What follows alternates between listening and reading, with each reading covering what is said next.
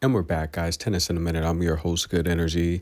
I give you the rundown on tennis coverage every day, and we have a 500 championship to be played. That's right, Abu Dhabi WTA 500 event. Kasatkina taking on Elena Rybakina. These two have played 4 times. That's a lot of time. They had a split right down the middle. Now, the last time these two played was literally the last time these two had a 3 hour match. Pretty darn interesting, right? So that was in Montreal. I was there. Beautiful, beautiful event to have a tournament. They will not be in Montreal this year. A bit disappointing, but they will be in Toronto. So I will be heading out there to Toronto, and it went 3 sets. Dasha took the first set 7-5. Rybakina won the second set 7-5, and a third set tiebreak 10-8 went to Rybakina. Elena finds herself here after taking out Danielle Collins in the round of 16. And look, you heard what I said. I said the winner of that match is going to win the tournament. Well, here we are. She took out Buxa in the quarterfinal and Ludmilla last time out. She's dropped 2 sets this tournament, while Dasha took out Ashlyn Kruger, very strong and physical. Not quite Elena Rybakina, but a good, a good test, a good pre-test for Elena Rybakina, Sorana Cirstea, and Beatrice Haddad.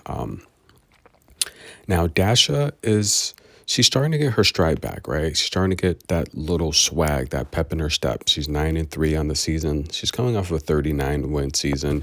She barely missed the WTA finals, but hey, she's here. Elena Rybakina did make the WTA finals last year, coming off of back-to-back 40-win seasons, 47 wins last year. We all know she got robbed the previous year, not getting the points at Wimbledon. She would have made the WTA finals in Texas, and that would have changed the landscape. I don't think that Caroline Garcia would have won if Rybakina was in there.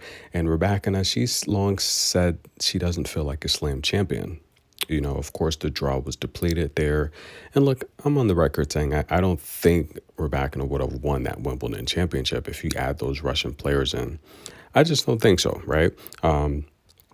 Because, historically, before winning Wimbledon, she's played okay on grass, but the fact that it's such a fast surface, I just think, having all of those players in the field would have changed the draw.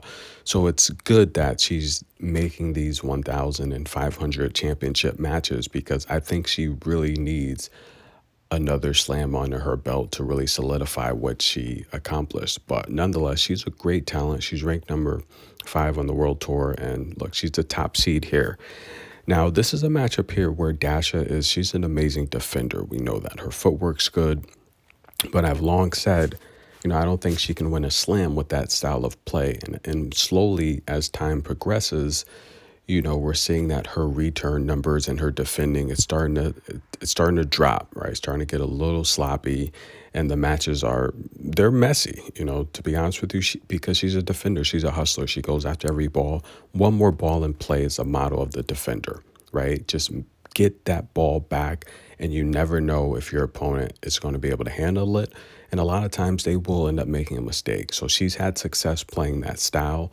Although as she ages in her upper 20s, I would love to see Dasha work on the serve. It's never too late. You take a look at someone like Ons Jabeur, who's, she's not the most athletic player, but she's very effective because she's a very good shot maker and she's a decent server. And I think that's what Dasha really needs to take it to the next level if she expects to win a slam. Now, Elena Rybakina, one of the best servers on tour, and really, she's getting better when it comes to the short balls, the two-way play. I like Elena Rybakina because of her long wingspan, her long stride. She can cover ground and she can close out well. And that's an advantage she has that a lot of players do not have, right? And of course, with her long wingspan and her underrated power, she's a great server. Now, last time out against Beatrice Haddad, we saw Dasha just return so many balls to where she just couldn't hang, right? Beatrice had 3 aces. She got 78% of her first serves in play, only won 57% of those, and lost 74% of her second serve. Daria gave up 14 breakpoint opportunities. She had 4 double faults. She won 58% of her first and 55% of her second serves. Those numbers will not get it done against Elena Rybakina, who had 9 aces last time out. Elena Rybakina is going to win 2 service games without you even touching the ball.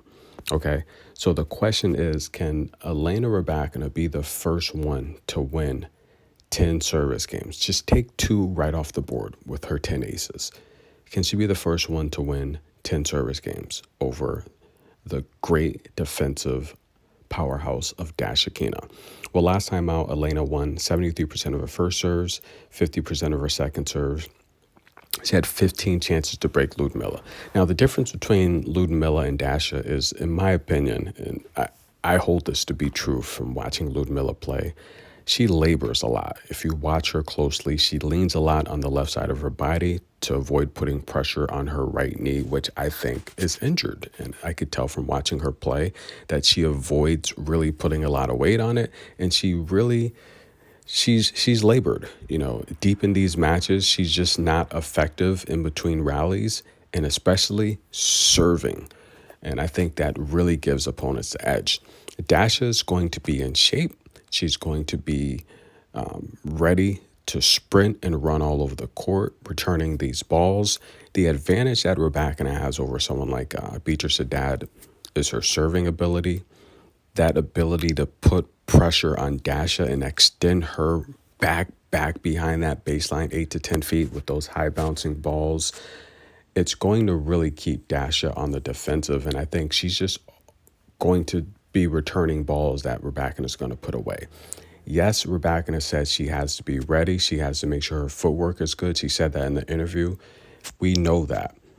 But the power difference that Rybakina has, I think it's just going to be too much for Daria. So I see Rybakina winning her second championship this year. My pick is for Rybakina to win this match on the money line. I just think her power, it's going to be too much for Daria. Last time they played in Montreal, Rybakina won that match in 3 sets. I think Rybakina's form right now is a lot better than then.